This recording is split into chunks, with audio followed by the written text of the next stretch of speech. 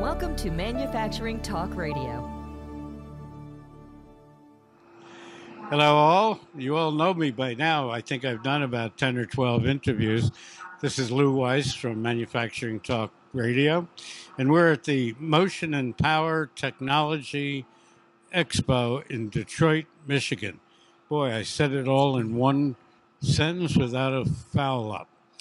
I'm here with Joe Goral of Bourn and Koch. Bourn and Co.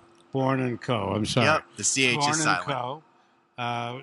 And we're going to be talking about his manufacturing company, which he is the vice president of sales. And he and I were having some interesting conversation before the show started. So I'm going to just pick up where he and I left off. So, Joe, why don't you give us kind of a replay on what Bourn and Co. does? Sure. So Bourn and Co. is a manufacturer of new horizontal gear hobbing machines. We're a remanufacturer of machines that plenty of people in the gear industry are familiar with, like Fellows gear shapers, also Blanchard grinders, and we provide repair parts and support for 28 American-made machine tool companies, names that are very familiar to the manufacturing community, like Blanchard, like Bullard, like DeVlieg, like Madison, like Springfield. And we use those designs and the IP that we own to develop new custom solutions and new machine tools as well. So we have a real breadth and depth of solutions we can offer, and some of those are very custom, and some of them are like a standard machine tool that we customize, either a little or a lot, to really drive value for our partners. So you build machines, and you also repair, redesign, recraft based on having new custom tools to use. Yes. So really it's based around the requirement that the customer has. So we'll have companies come to us who say have a machine tool that's a little bit tired and worn out, or they have something different that they want to do with it. This can be anything from, adding a custom enclosure to a 120-inch rotary surface grinder, like a Blanchard grinder, to also providing new technologies on it that allow them to, do operations on the machine they may not be able to do with a manual machine. So what would be the benefit of taking an old machine and morphing it into a reconfigured versus buying a new machine? Well, remanufactured is usually about 60 to 70% of new. So there is a cost savings there. The other thing that is good about a remanufactured machine is sometimes they're available a little faster than a new machine is. So we've everybody's had troubles with supply chain this last few years, and if you have the core components for that machine, it allows you to get started without the lead time of waiting for the base, the column, the spindle head, the table, all of that to come in. You have all of that there. It just requires some stripping, some sanding, some repainting, some machining, some applying a turkite, some hand scraping, all of the things that would bring it back to original factory tolerances. So there's a couple advantages there. Plus, if you have the machine already, you can ship it into us if you can abide the downtime. So you may have an asset that... What's the delivery time for, let's say, a new machine versus reconfiguring an old machine, taking into account that there's all kinds of reconfiguring?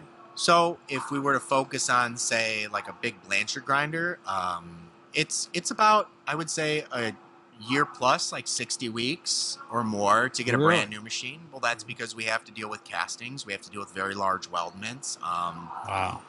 There's a lot of very special machine components that go into that, whereas with a remanufactured machine, it's less than a year, but it really depends on what level of customization and what level of repair we have to do to it. Some of those repairs can be extensive. It can be major surgery or sometimes, minor surgery to get it back into fighting shape. One's an appendix versus a heart removal. Yes. It's a good way to put it. I was surprised, a year for a new machine. Yeah, well, I've heard of deliveries out there right now because of supply chain that are, year and a half plus. And it's also manufacturing's been on the rise the last few years. There's Yes. been a whole lot of activity, and, that equates to bigger backlogs plus, Yes. supply chain concerns means that people are waiting longer and longer for machine tools sometimes. Wow, that's really amazing. Yeah. You blew me away with that one.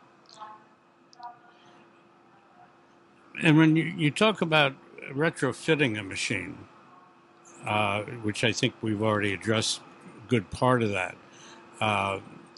it certainly wouldn't pay to do just one or two fix-its or one or two additions. Mm-hmm. You would wind up doing a whole series of retrofitting, would you not? Well, really, the retrofit itself is focused on the machine systems and controls. So, a good example that likely hits home for gear manufacturers is a fellow's gear shaper. So those are typically change gears to get the feeds and speeds and things that you need to make the gear that you want to make. Right. So the CNC control gets rid of those change gears. It also controls the rotation of the spindles, so it takes care of a lot of those old manual functions. But we also address the mechanical aspects of it by rebuilding it and getting it back to factory tolerances. So, that may be getting rid of all of those old obsolete components in the cabinet, but also upgrading the hydraulic system, upgrading the lubrication system to something that's new and supportable so that you're not hunting around on eBay for components. Right. You were talking here about CNC versus manual machines. Yeah. Tell us a little bit about that. Yeah, so they have their place in manufacturing, and CNC isn't necessarily the answer always to your production problems. I've been to plenty of shops where having a manual machine to do the job makes a whole lot of sense, and when you're looking at whether to upgrade or whether to keep running what you're running, that's a decision that you have to make based on what your product mix is and whether you need to make that jump. So, I think one of the cool things that we can help with in our customers' journey is to not only support their piece of equipment as a manual machine, repair it, provide parts for it, but then also to help them when it's time to consider upgrading to CNC and whether that's worth the investment. So let's go backward in time a little bit. Sure. This brings us to where you are now.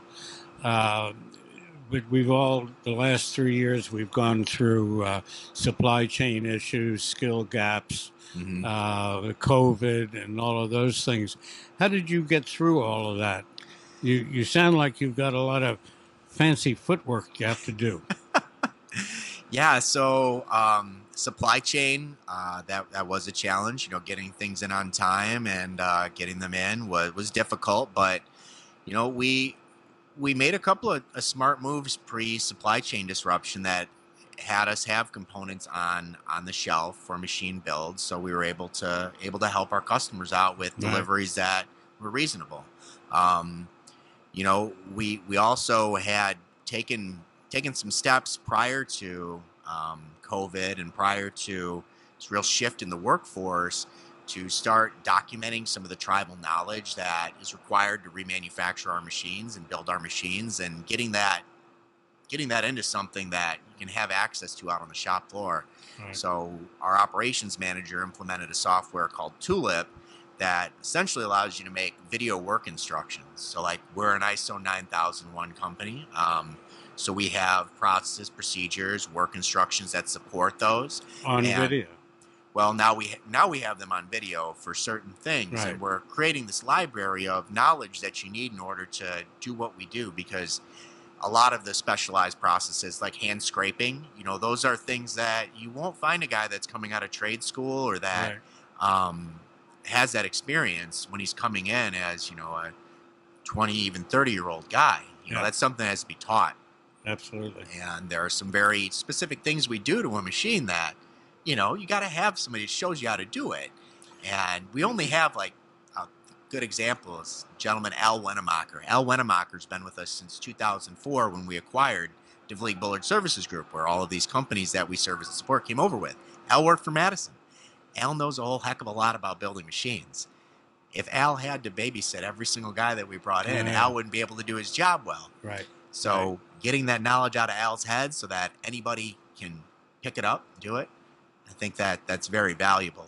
And I don't mean to say our guys need babysitting, because most of them come in with a good base knowledge, but it's also part of, being able to say, all right, well, here it is for you, and you can follow it. And if you have questions, we'll help you out with that. We've been talking, I've been in manufacturing my whole life, and we've been doing manufacturing talk radio just for 10 years, 800 shows. Wow. As of last week. That's awesome. What number show am I? You're probably 823 or 4. That's a good number. That's a good number. Very cool. One of the things that I've been hearing companies doing, that when they, when Joe Blow comes in on Monday morning and says, here's my retirement papers, I'm retiring. And Joe's been there for 20, 30, 40 years. There's a lot of knowledge in his head that you're going to lose. Yes. And I've heard a lot of companies, what they've been doing is that when Joe comes in and says, well, you can't retire yet. So here's what we're going to do. I'm going to give you a bonus to stay. You stay for a year, and you're going to train 2 people. And at the end of that year, I'm going to give you another bonus. And a lot of people have been taking the offer up and doing that. Have you had any issues similar? We haven't actually done that, but that is not a bad suggestion. We have had plenty of retirements, but I think one of the neat things is that some of the guys that are turning in their time for retiring, they're giving us notice well ahead of when they plan to stop and retire. So that gives us that leeway, the runway to say, like, okay, we now have to figure out how we're going to train the next person to run this. And then Joe Blow, who's going to retire, you have him doing videos to get his brain onto videotape? For some things, yes, we would have them doing these video work instructions at this kiosk. For other things, it's very much more like mentoring, hands-on type of work, having somebody new to the job do the work while, they supervise or mentor and advise.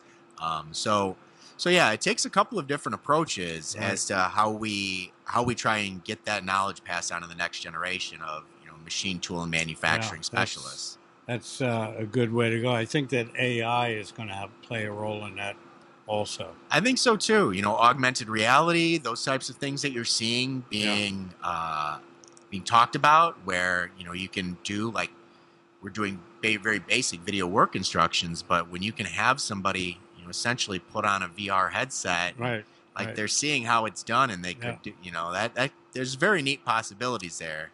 About 2 or 3 years ago, I went to a trade show, and they had one of the IVR headsets, and we were able to walk into a machine, walk down the inside. I mean, we were like this big in the machine. Like Honey, I Shrunk the Kids. Yeah, right, exactly. And we went walking in, and we were supposed to find the broken part.